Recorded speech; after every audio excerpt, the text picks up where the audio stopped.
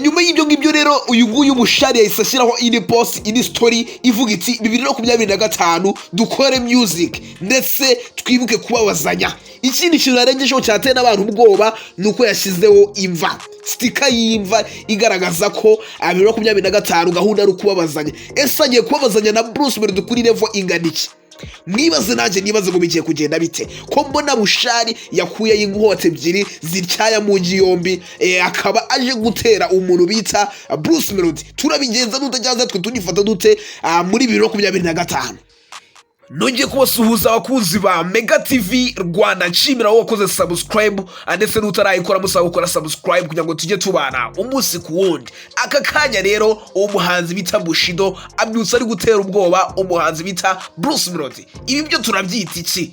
Mu kanya gato gashize rero ubwo twari mu masaha y'isaa 4 cyangwa se saa 5 gutya saa 4 zishyira saa 5 ubwo umuhanzi bita Bushali yagiye ku rubuga rwe rwa Instagram arangije ajya kuri story akiraho post ivuga ngo umuhanzi bita Bruce Melody afite ubwoba, namuteye ubwoba njewe Bushido, njewe uyu muhanzi bita Bruce Melody arantinya. Byagenze bite rero? Uyu muhanzi bita Bushido yagiye kuri Instagram story nkuko nababaze kubibabwira, arangije anandika ngo mu Rwanda hari abahanzi bita bakuru ariko bahagaze ubwoba. Ubwo yavugaga umuntu bita Bruce Melody. Yavuze mu Rwanda hari abahanzi bita bakuru ariko bafite ubwoba. Arangije arakomeza ati my G ugomba kuntinya kuko njewe simvuka mu kajagari ndetse sinkora nk'ibyo ukora. Njewe banyita Bushido kitwa Bushali. Kwiyita umukarani sibyo bikora music. Munyakazi we niko yavuze. Angaha rero ikintu natinzeho ni ikintu kivuga kiti my G ugomba kuntinya kuko njewe simvuka mu kajagari. Ikindi kintu natinzeho no kuvuga ngo hari abahanzi bita bakuru ariko bahagaze ubwoba. Bishatse kuvuga iki rero? Hano bishatse kuvuga ko umuhanzi bita Bushido cyangwa se Bushali n'umuntu bita Bruce Melody ntago babanye neza aka kanya. Wibaze ngo bavuye iki cyangwa se ngo byagenze bite? Ubundi dusanzwe tuzi ko uyu bita Bushali akora kinya trap, tubizi neza cyane, turanazikunda turanamufana, ariko nabwo tuzi ko umuhanzi bita Bruce Melody akora afrobeat ndetse na R&B. Wibaze ngo byahuriye he? Ubundi muri music aba amakimbirane menshi ibintu byo bitandukanye tuba tutazi, ariko umunsi umwe hari igihe ibintu birenga urwego tugatangira kumenya amakuru ameneka kubera kwitaraga ko bashinzwe kuyarinda.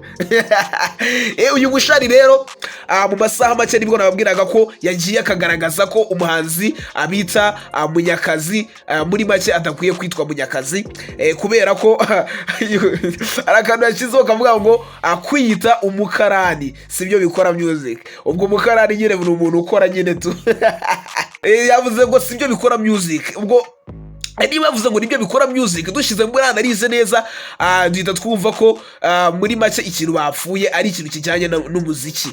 Kwiyita Munyakazi sibyo bikora music.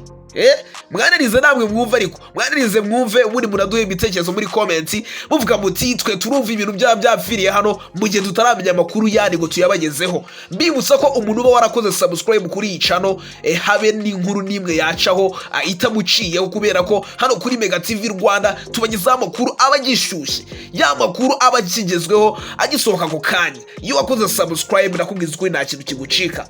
Ibi ngibi rero turabyita iki? Bakunzi ba Bushali, bakunzi ba Melody, twebwe tureke gucigikuba kuko ntago tuzi ngo birajya he cyangwa se birava he, ahubwo twe dutegereze ngo niki kiri muri ibi bintu. Hari igihe unasanga ibi ngibi ari n'impamvu, dore abantu bamenyereye showbiz muzi ukuntu ibintu biba bihagaze.